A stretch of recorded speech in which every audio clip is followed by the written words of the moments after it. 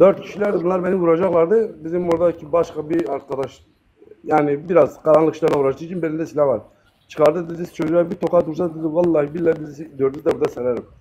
Sonra dernek başkanı bak bizim Zaza'ydı.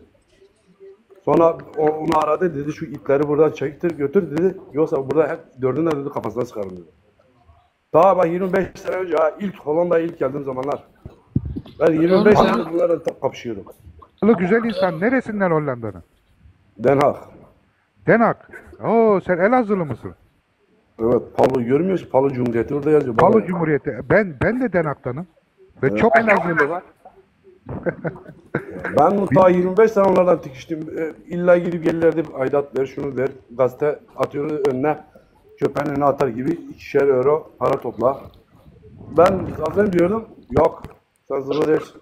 Sen dedim beni zorla mı kötüleştireceksin? Ben o zaman tartıştım bunlarla. Palo Cumhuriyeti. Sen Ondan onlar sonra için, aldım başımı çıktım.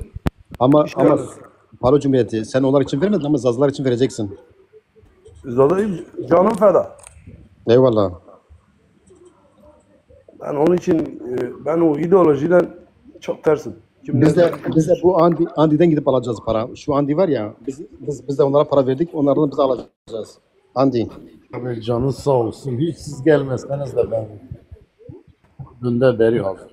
Aynen eyvallah. Teşekkür ederiz vallahi.